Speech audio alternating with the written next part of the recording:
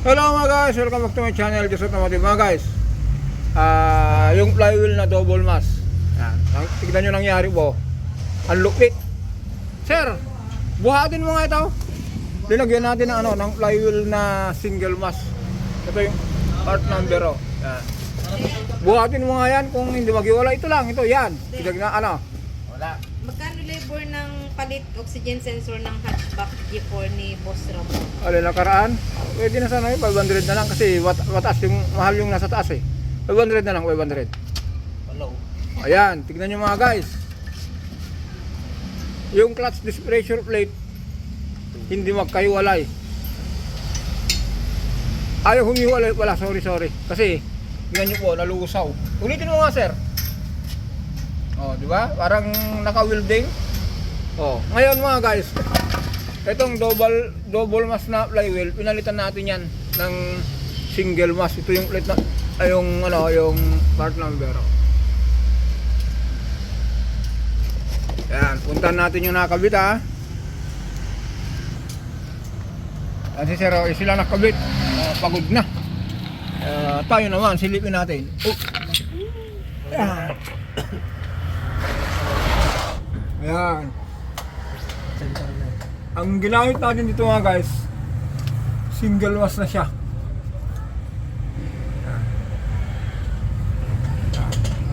Tapos tanggalin mo sir yung ilang sentro natin.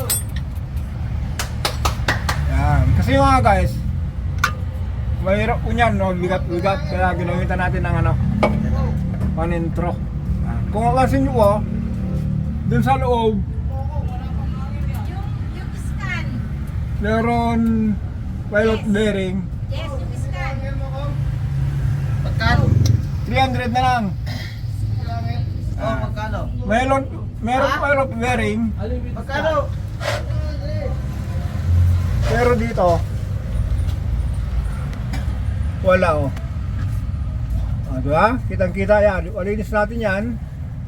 Saka natin itong press bearing, okay pa naman to, wala akong ingay, walinis lang natin yan, saka natin pasalpak.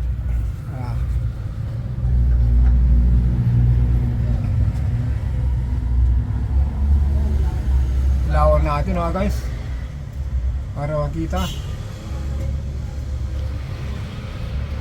Yun yan yung pilot bearing. Meron siyang pilot bearing mga guys, kaya lang para lang may sentro natin to. Ulitin natin dito mga guys, dito sa ayan mga guys, sabi ko ulitin natin. Ito po kasi, kung pansinin nyo po, itong pilot, itong niya, itong main shock niya putol, hindi katulad nito. Ayan. Ito, palinis natin to bago natin salpak. Sir, ilinis nyo to. Itong mga para malinis bago ikarga. Ayan mga guys, ulitin natin mga guys. Ito ay single na lang po ito. Yan. Yan yung, ulitin natin yan yung pilot bearing. Okay. Punta tayo ngayon dun sa dun sa yun, yan. Yan. Paliwanag ulit natin yan. Punta tayo doon. Ayan mga guys, ulitin natin. Ito po yung yan. Yung mga po, yung mga co-convert po ng single, pwede po yan, nakadalawa na po tayo. Ito po yun, ito po yung pangalawa ngayon. Nung na-try natin na maaganda wala, di para po, kasi minsan kasi mga guys, kung ang driver, sige po, thank you sir, thank you. Kung hindi po yung driver, hindi po marunong tumiming sa clutch, bira ng bira, ganito mangyayari dito, madaling masira. Pero kung single po, ang magsasabi mga guys kung single ito naman. Kaya ano po yun, meron pong damba. Hindi katulad nitong double mass, kahit binitawan mo ng bigla, kung matulin ka po, isumot pa rin yung takbo niya. Hindi katulad yung ordinary, kung binitawan mo yung clutch mo, kala mo nagdra-drag race ka. Ayan mga guys, sabi ko nga po, ito pangalawa na po ito. Pero sabi yung supplier natin mga guys, Kuya Jess, ang dami natin nabibenta niyan kasi araw-araw yan ang problema ng GD engine, yung mga high ace. Kaya sabi niya, i-try mo ito. Kaya trinay natin. Ngayon, nagustuhan yung unang may-ari kasi pangalawa nito, puntan natin yung yung unang pinagpalitan natin. Ganun din nangyari mga guys. Ito po kasi malaki na yung clearance. Tignan natin yung yung una, kinalawang na yun eh. Oh, ito yung una tignan nyo nangyari, was malala. Oh. Ayan, di ba? Ayan, kaya yung mga nagtatanong, baka gusto nyo po ito. Punta kayo lang kay kay Mang Jess. Kuya Jess. Ito mga guys, ito yung niya, yung pressure plate niya.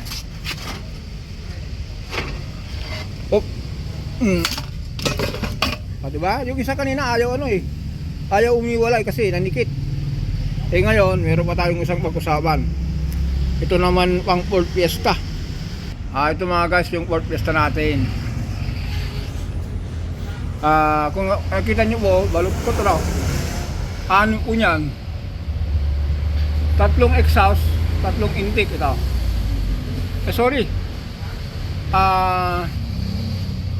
Apat na exhaust.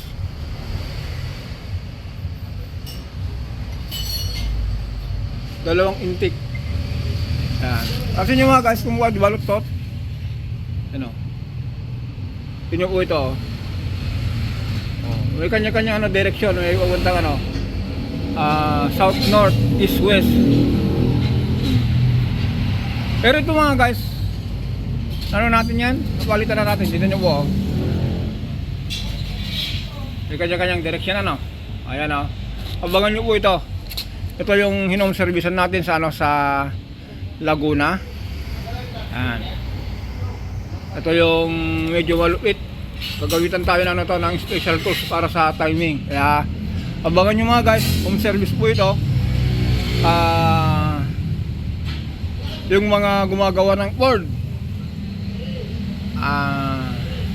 abangan nyo po.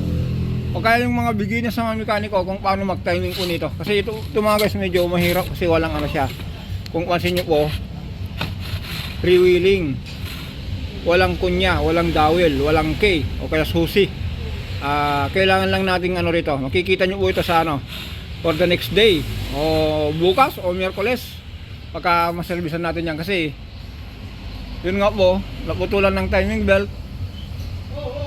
Pinalitan natin yung yung 6 na valvula ito. 2, 4, 6. Okay mga guys, abangan nyo tomorrow. Bye bye.